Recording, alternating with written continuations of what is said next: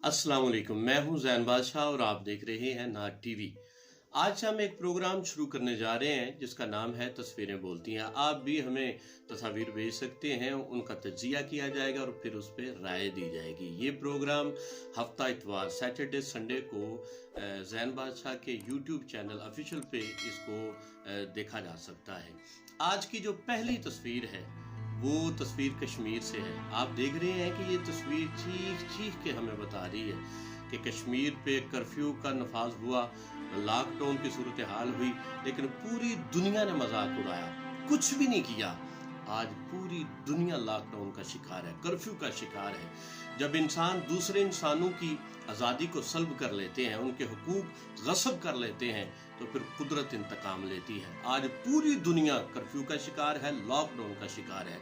अगर फिर भी हम नहीं सोचते तो शायद हमें सोचने का मौका ही नहीं मिल रहा। दूसरी तस्वीर है, आप देख सकते हैं कि एक खिदमत खल्क करने वाला जज्बा लेके एक इंसान कुछ देने के लिए एक औरत के पास खड़ा है और सेल्फी बना रहा है। आप उस औरत की बेकसी, बेचारगी और मजबूरी भी देख सकते हैं कि वो चेहरा दूसरी तरफ की ये खड़ी है। ये इंसानी रज़ाकार और खिदमतगार शायद किसी सूरत भी सोच नहीं सकता कि सेल्फी क्या होती है और इबादत क्या होती है। बानो कुदसिया के पास कुछ स्टूडेंट्स आते थे, तालिब इल्म आते थे, एक टीचर उनके पास भेजा करता था। तो एक दिन उनका फ़ोन आया कि आप स्टूडेंट्स को, तालिब इल्मों को मेरे पास न भेजा करें।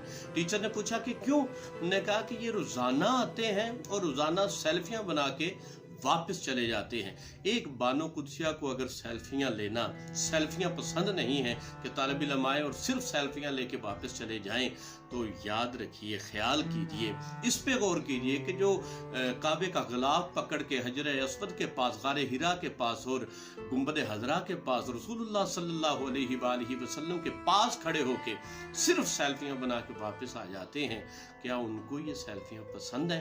गौर कीजिएगा। इंशाल्लाह नेक्स्ट प्रोग्राम में कुछ और तस्वीर लेके आपके साथ हाजिर होंगे। जैन बादशाह के इस यूट्यूब के ऑफिशियल चैनल को सब्सक्राइब कीजिएगा, लाइक कीजिएगा और घंटी के बटन को भी प्रेस कर दीजिएगा। इंशाल्लाह कोई ना कोई अच्छी बात आपके दिल में ज़रूर उतारेंगे और आपको ये ज़हन को ज़रूर इंशाल्लाह बदलेंगे। जैन बादशाह का सभी सुनने वालों को सलाम।